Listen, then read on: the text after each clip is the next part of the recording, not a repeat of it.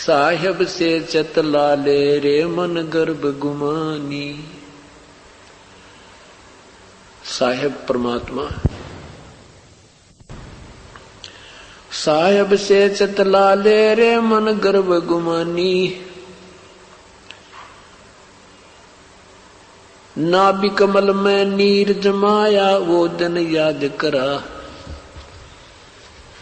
नाभि कमल में मां के गर्भ में तेरा एक पानी की बूंद से शरीर बनाया उस मालिक ने। उन बातों को तू दुहराल एक बार याद कर, चिंतन कर। तू क्या था कि तेरी क्या स्थिति थी तेरी, और फिर मरने के उपरांत क्या होगा। ये ऐसी मिट्टी बनेगी पहचान में भी ना आवेगी। आज भी ये मिट्टी है, मृत्यु उपरांत भी ये वास्तविक मिट्टी बन जाएगी, पांचों तत्वों में परिवर्तित हो जाएगी। इससे पूर्व क्या करना है, उससे पहले जो करना है, इस मिट्टी से हमने राम नाम का सोना निप जाना है। वो तरीका बताते हैं कि इधर तू थोड़ा सा लोभ कर। नाभ कमल में नीर जमाया वो दिन याद कराए। नीचे जठरा अग्नि जल थी तेरे लगी न ताती बाए। नैन नाक मुख द्वारा देही नक्शक साज बनाए। 9-10 मास गर्भ में राख्या वहां तेरी करी सहाय। दांत नहीं जब दूध दिया था अमी महारस खाए। नीचे शीस चरण ऊपर को तेरा लगी न ताती वो दिन याद कराए। अब क्या बताते परमात्मा कि तू मां के पेट में था, ऊपर न पैर थे, नीचे को तेरा शीस था।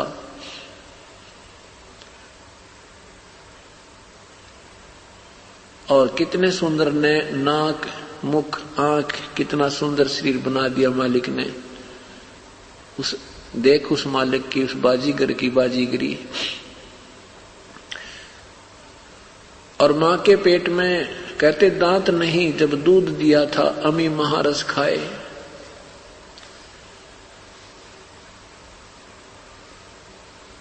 दांत नहीं जब नीचे शीस चरण ऊपर को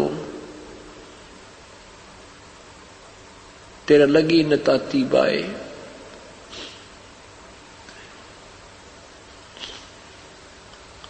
अब कहते हैं मां के गर्भ में तो तू याद करता था परमेश्वर को, हे मेरे मालिक मुझे बाहर निकाल दो, हे मेरे मालिक मुझे बाहर निकाल दो।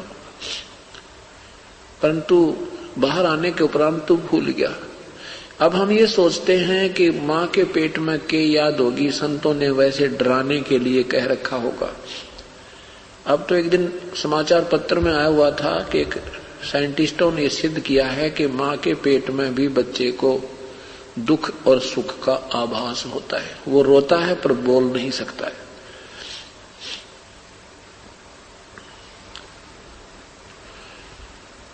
क्या बताते हैं, बाहर आया भरम भुलाया बाजे तूर सनाहे। तू ही तो छोड़ दिया तू चला अधम किस राहे। जो मां के पेट में, हे भगवान तू ही है, तेरे बिना कोई नहीं मेरा, एक तू ही मेरा है, तेरे हमेशा तुम्हें याद करूंगा। कहते उसको ही भूल गया तू, अब चला अधम किस राह। अरे निर्भाग, अब कौन सा तरीका ढूंढ लिया, घूटी सूटी लाओ बकवाद करे दुनिया न लूटे।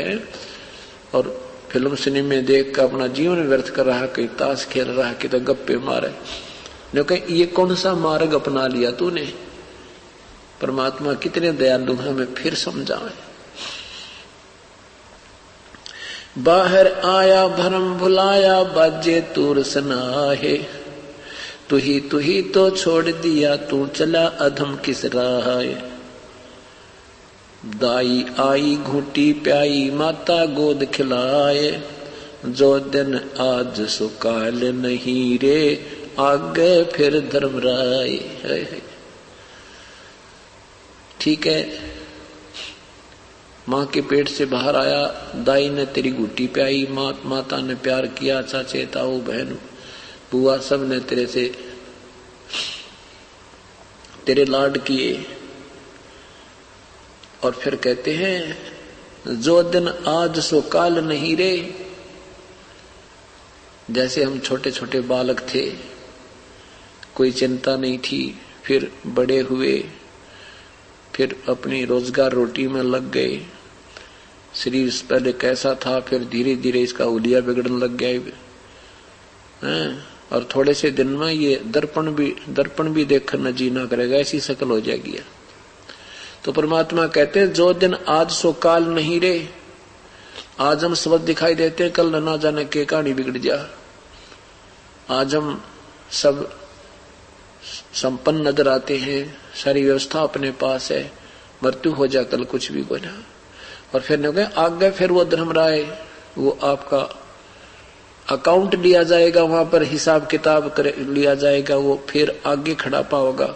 और वहां जाते ही वो पूछेगा खोल तेरी गिठड़ी, निकाल तू क्या कमा के लाया है। फिर वहां ये मुंह लटका लेगा यूं करके, इसकी सामने जो है फिल्म चला देगा धर्मराज के देख तेरे कुक्रम और सुक्रम तू स्वयं देख ले। क्योंकि हमारे अंतःकरण में भगवान ने एक ऐसी मशीन ला रखी है,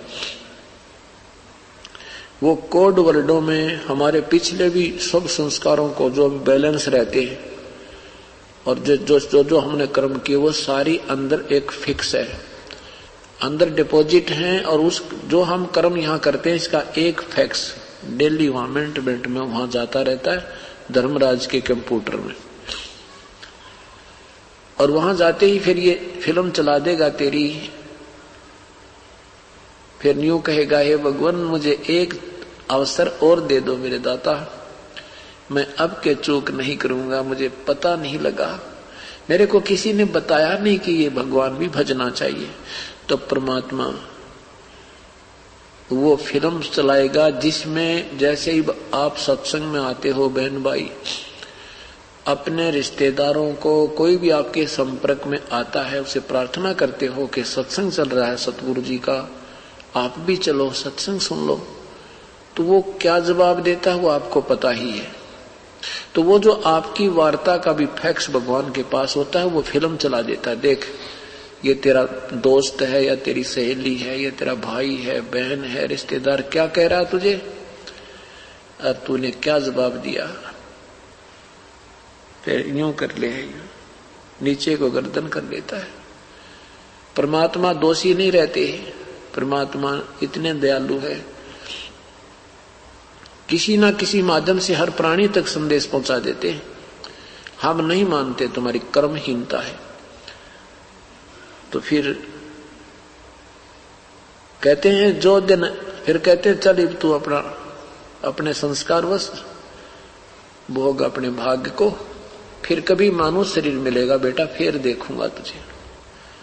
तू यहां से जाता है जब तो ऐसे ही बिल्ली बनकर जाता है, वहां जाकर तू शेर पाक जाता है।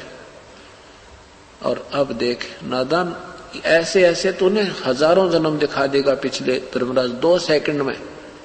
ये देखते तूने जितनी बार यहां से गया जब क्या कहा वापस आया तूने यही जवाब दिए हैं। तो यहां परमात्मा हमें याद दिलाते हैं कि यहां आकर तू के बन जाता है। दाई आई घूटी प्याई माता गोद खिलाए, जो दिन आज सो काल नहीं रे, कल नहीं रे आगो फिर धर्मराय। 12 वर्ष खेलते बीते फिर लीना ब्याह करवाए, तरुणी नारी से घर बारी चाल्या मूल गवाए। फिर तेरी शादी हो जाएगी। पहले 12 वर्ष के बालक बहुत तगड़े हो जाया करते, और फिर तू कहते हैं तेरी शादी हो जाएगी, फिर तू इसी चक्कर में पड़ जाएगा, भगवान कति भूल जाता है। परमात्मा ने ये नहीं कहा कि शादी मत करवाओ, लेकिन परमात्मा वाले काम को क्यों छोड़ दिया, वो भी तो साथ करो। इतनी मेहनत एक पेट के लिए करते हैं तो आत्म कल्याण के लिए भी कुछ समय निकालना चाहिए। इतनी सी बात है, सारा कुछ समझा करके यहाँ निष्कर्ष देते हैं प्रभु। रातों सोवे जन्म बेगोवे धोंदी खेत कमावे, बिना बंदगी बाद बैत तेरा जन्म अकारथ जावे। अकारथ माने व्यर्थ। कारे कागा गए घर अपने बैठे सेत बुगाए। छोटे छोटे बालक थे, से काले बाल थे, अब देखो कति सफेद हो गए। और थोड़े से दिन में ये जाड़नाथ भी लगे विदाई लेने। कारे काग गए घर अपने बैठे सेत बुगाए, दांत जाड़ तेरे उखड़ गए हैं या जिव्या गई ततुलाए। जाड़ दांत निकल जाएंगे जो, या जीभ भी ढंग से ना बोला करे, ना जाने बोल रहा कुछ और निकल रहा कुछ। तो कहते हैं ये सतिथि तेरी आवेगी, संभाल ले इस समय को। कोई बात नहीं, वृद्ध बूढ़ा सभी ने होना है, परंतु भक्ति करते करते होंगे तो वृद्ध अवस्था में आने वाली वो आपदाएं कम होंगी, बहुत कम होंगी।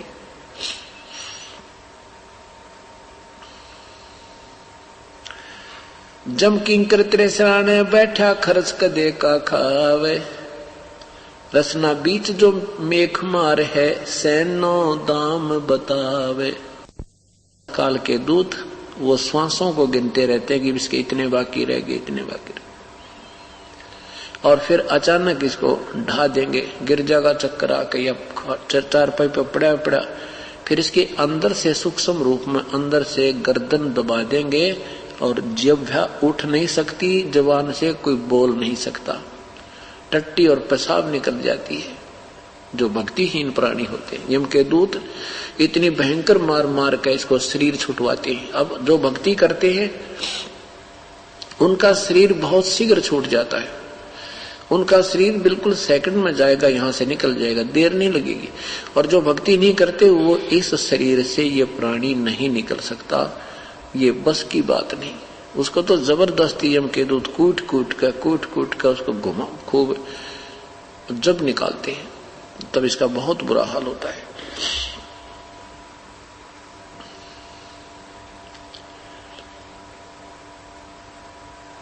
जम कीन कर तेरे सराने बैठा खर्च कदे का खाए, रसना बीच जो मेख मार है सैनो दाम बतावे। पहले क्या करते थे, चोरी के डर से और पैसे को नीचे जमीन में गाड़ दिया करते, जेवरादी होता था उसको जमीन में गाड़ देते थे। और वृद्ध व्यक्ति ने सोचा करते कहीं पहले बच्चों को धन बता दूंगा तो ये खराब ना कर दे, फिर बता दूंगा और बता दूंगा 2 वर्ष में। और अचानक हो जाती है मृत्यु, वो सारा का सारा जोड़ा जाड़ा रह गया, ना दान किया ना धर्म किया। तो मरते समय फिर क्या करता है, उस भक्तिहीन प्राणी की जुबान बंद हो जाती है, वो ऐसे ऐसे करता है।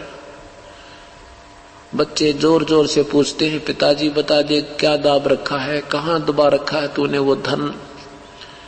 वो बोलना चाहता है पर बोल नहीं सकता, इतने में एक उसकी मृत्यु हो जाती है।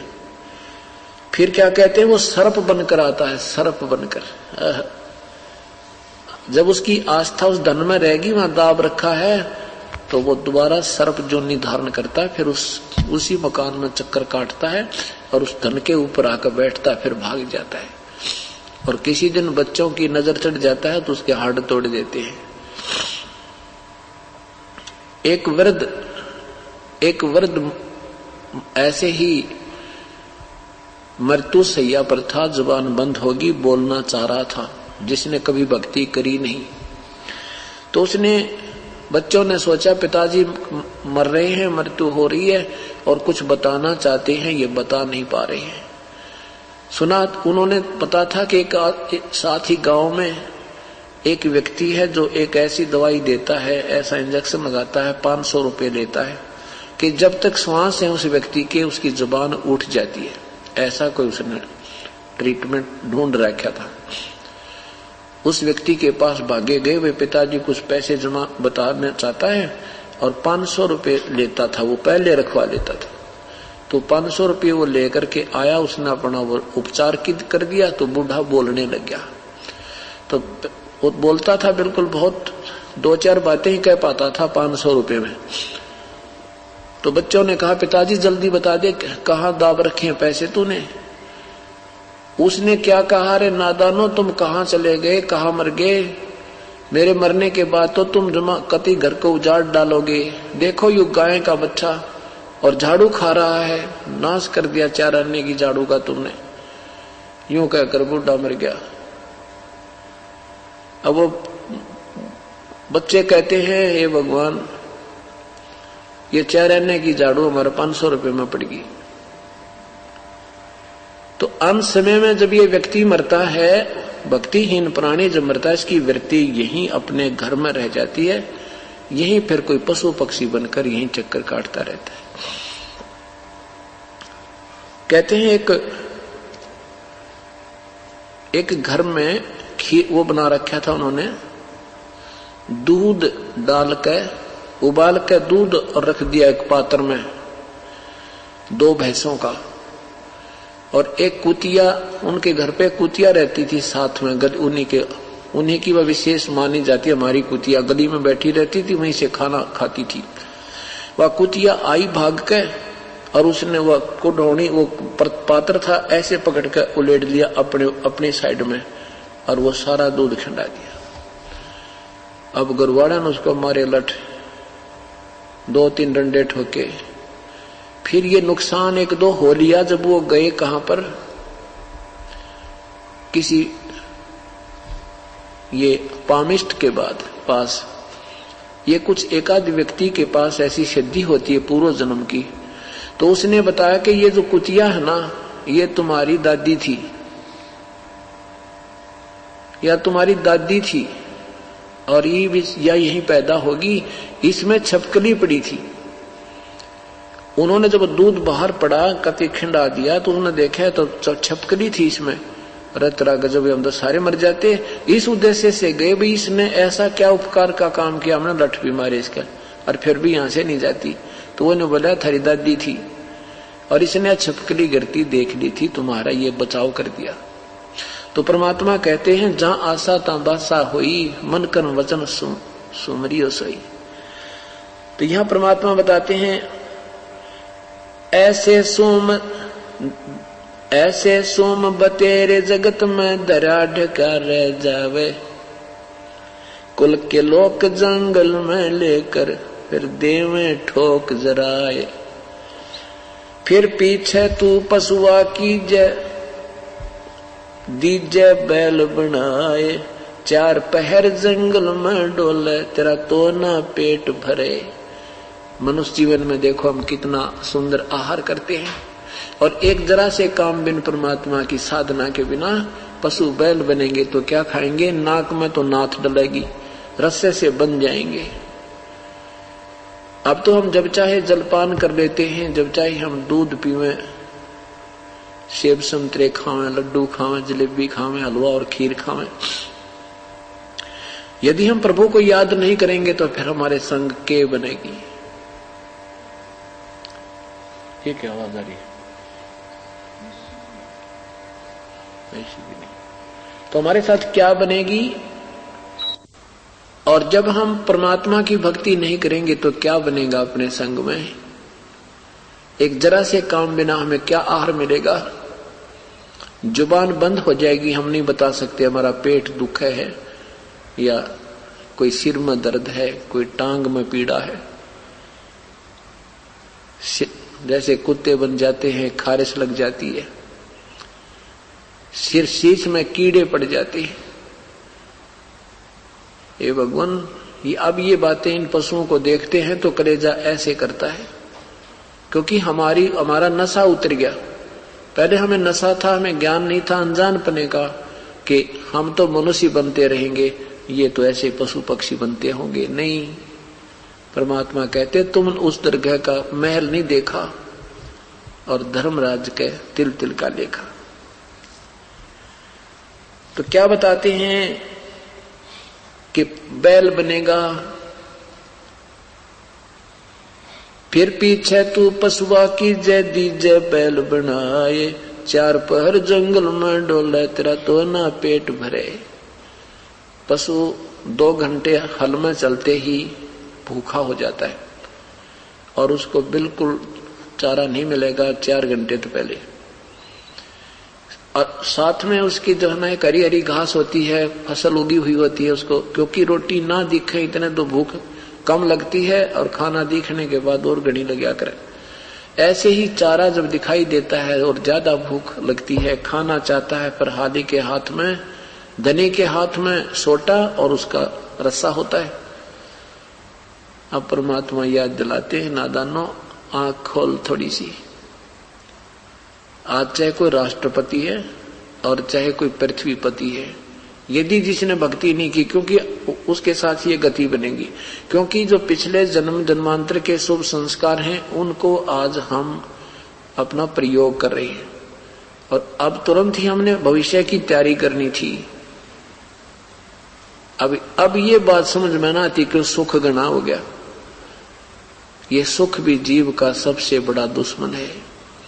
इसलिए परमात्मा कहते हैं कि सुख के माथे पत्थर पड़ो जो नाम हृदय से जावे, बलिहारी व दुख के जो पल पल नाम रटावे।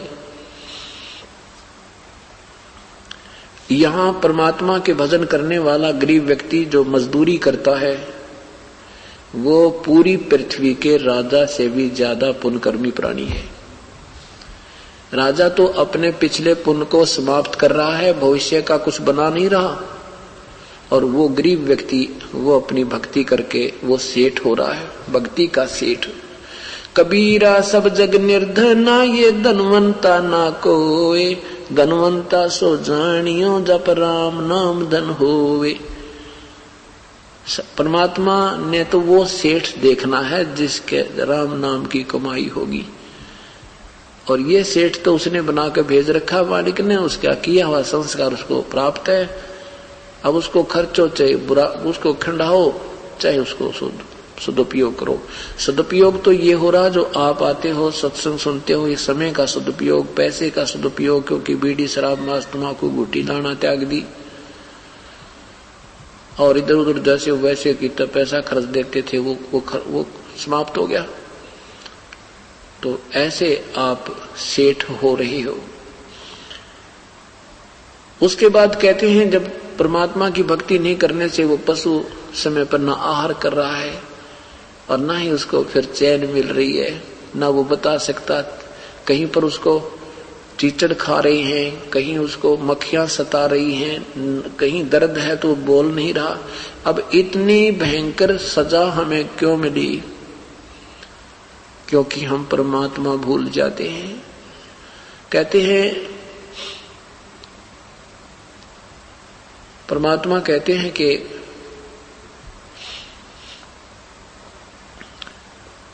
प्रभु की भक्ति को जो भुला देता है प्राणी,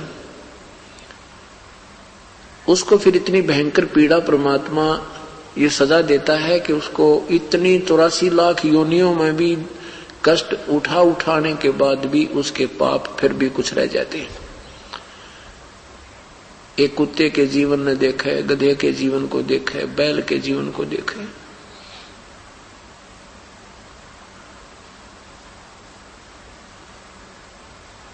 जब हम इन बातों को बहुत ही विश्वास के साथ और परमात्मा का एक विशेष आदेश मानकर सोचेंगे, फिर ये बात समझ में आएगी। क्या बताते हैं परमात्मा?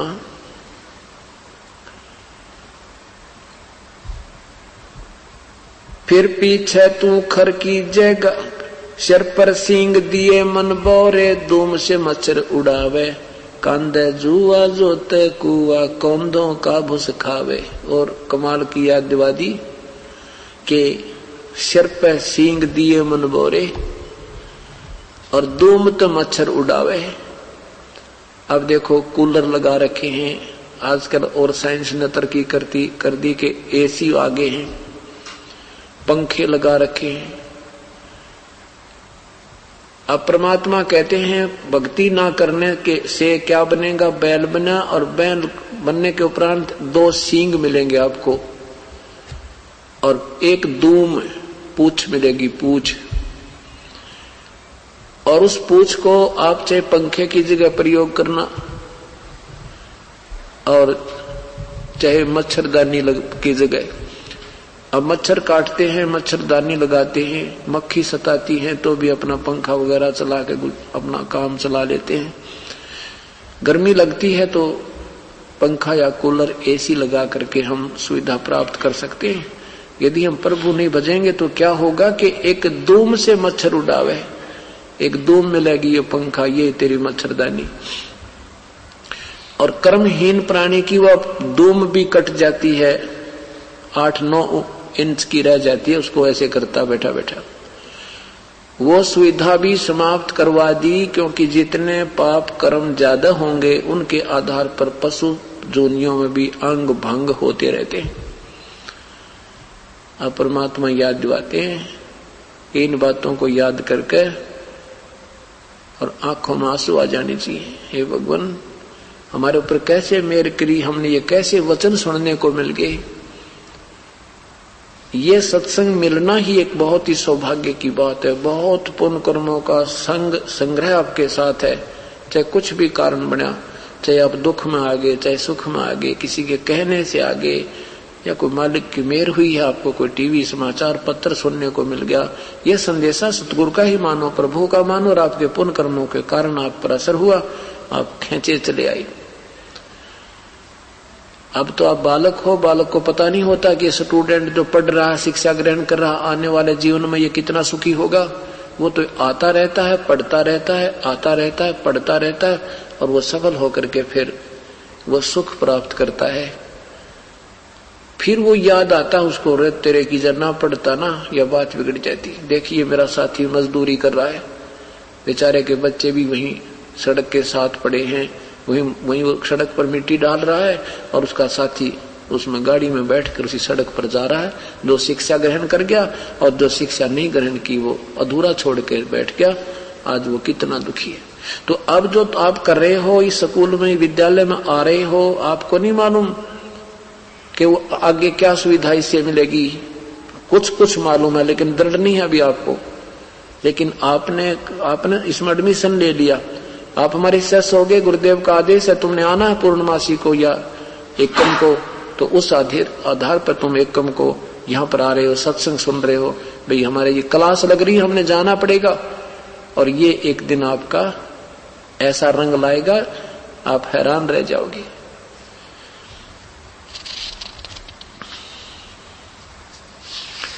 अब क्या बताते हैं,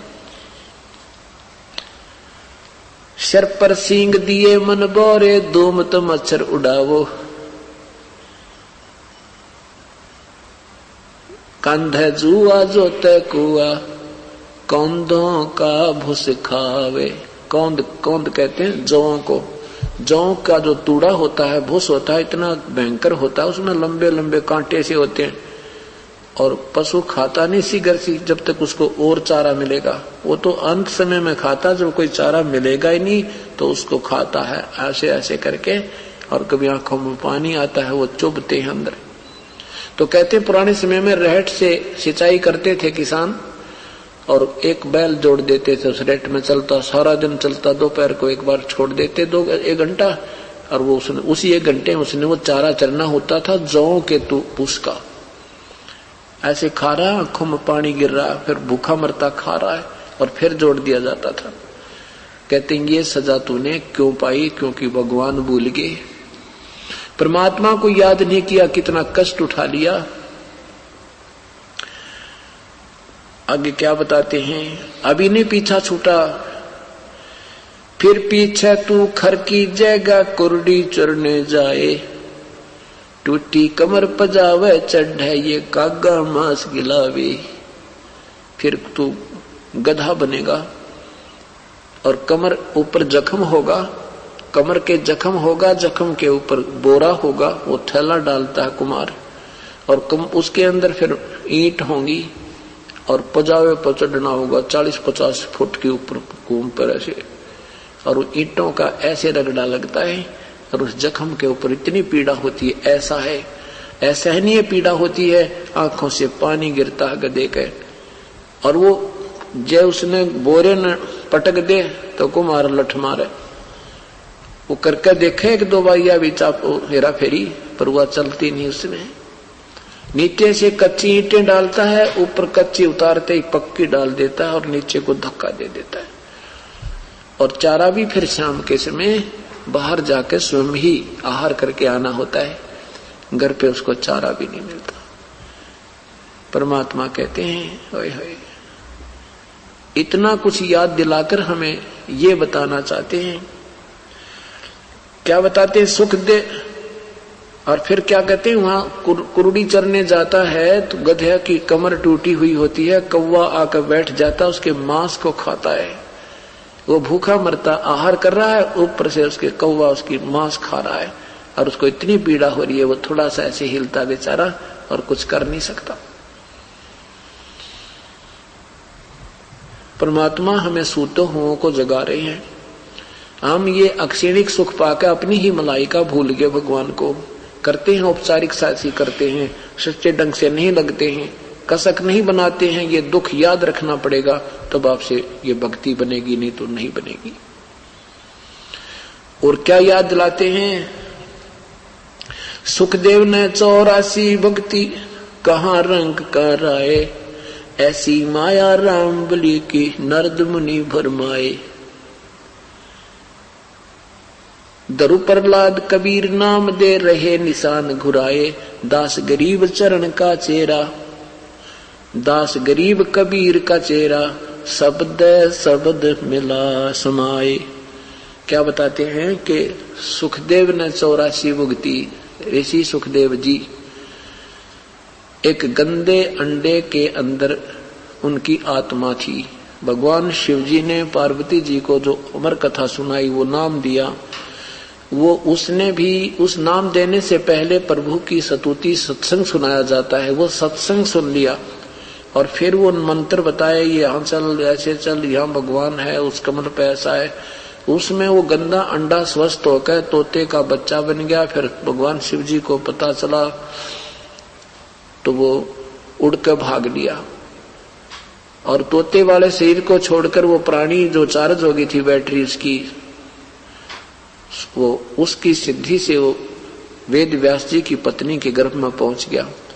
वहां से 12 वर्ष के बाद फिर वो बाहर आया। उसके बाद उसने कुछ सिद्धियां हो गई थी पूर्व जन्म की, उस साधना से, उस सत्संग आदि सुनने से, तो उससे वो चार्ज हो गया। चार्ज होने के बाद उसने किसी की नहीं सुनी, आकाश में उड़ने लग गया, भगवान विष्णु के लोक में पहुंच गया। तो भगवान ने उसको वापस कहा कि तू जा, वापस जाइए, यहाँ नहीं रह सकते स्वर्ग में, आप गुरु बनाइए, आपका गुरु नहीं है। तो फिर सुखदेव जी ने गुरु बनाने से आनाकानी की, तो भगवान से कहा कि भगवान मेरे समान कोई पृथ्वी पर व्यक्ति नहीं है, कोई साधक संत नहीं है मेरे जैसा। विष्णु जी ने कहा सुखदेव तेरी नालायकी है, ऐसे कभी अभिमान नहीं करना चाहिए। आप राजा जनक जो है वो आज के दिन मेरा एक बहुत ही अच्छा भक्त है और उससे उपदेश लीजिए, वो अधिकारी है नाम देने का।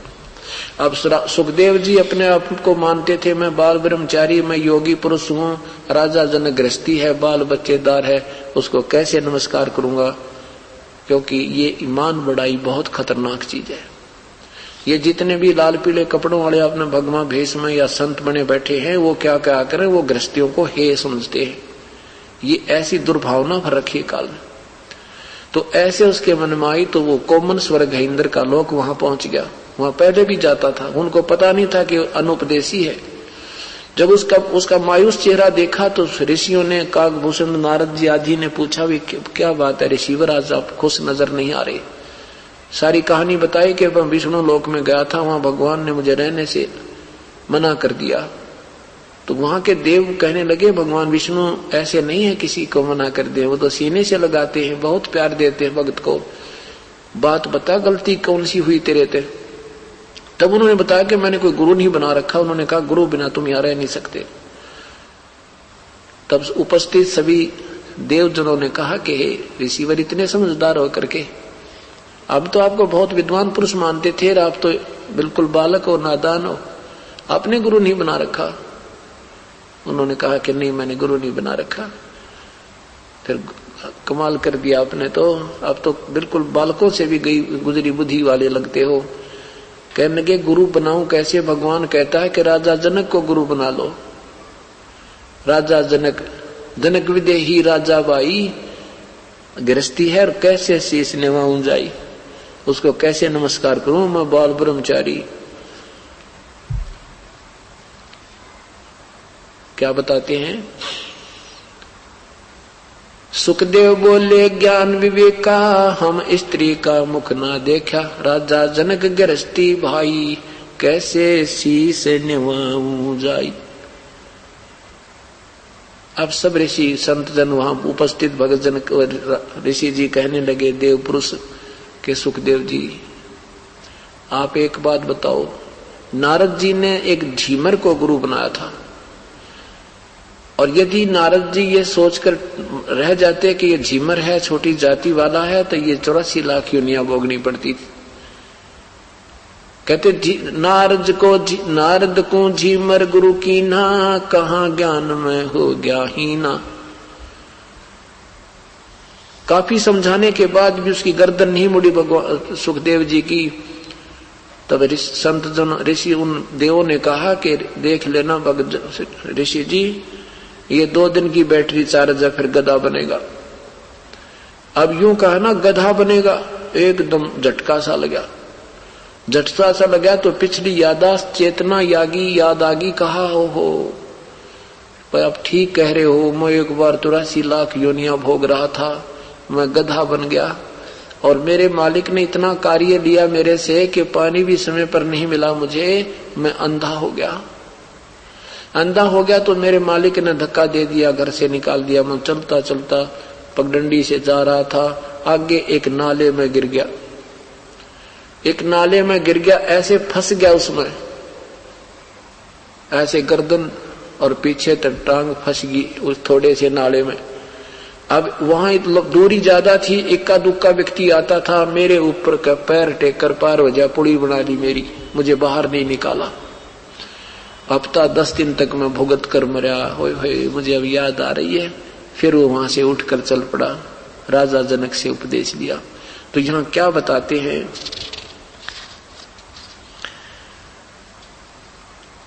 सुखदेव ने 84 भुक्ति बना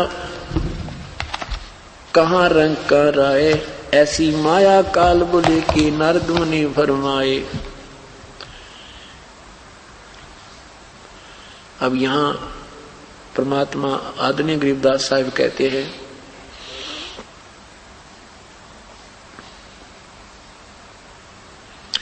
सतगुर सौदा करवो नहीं बाद जात है, जिन तेरा पिंड प्राण बनाया उस साहिब से डरवो, अजप्पा जाप जपो मन बोरे जम किंकर से लरवो, सुख दे को 84 भक्ति बना पजावे खरवो, तेरी क्या बुनियाद पुरानी तू पेंडा पंथ पकड़वो।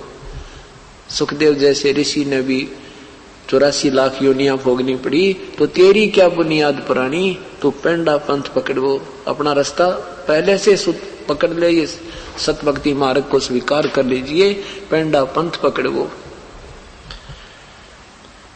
नर से नार किया नारद मुनि अवगत बाजी गर्वो, शिव की संख कल्पना मेटी बसमा गिर लिया छरवो, अंत चीर चिंतामणि किन्हे द्रौपदी पीतांबर वो, दुशासन का मान मुआ है उद्बुद्ध देख लहर वो, अजामेल गण का कहला रह गई अयोध्या तरवो, बाल भीख का शंख बजाया जहां 12 कोट विपरवो, केसो नाम कबीर खुद आए 9 लख बॉडी भरवो, काशी धाम कबीर कल्पना गई विपर सब टरवो, गगन मंडल के मध्य महल है जहां मूरत अजर अमर वो, गरीबदास कबीरा साहिब मिले परम पद हर वो। अब क्या बताते हैं परमात्मा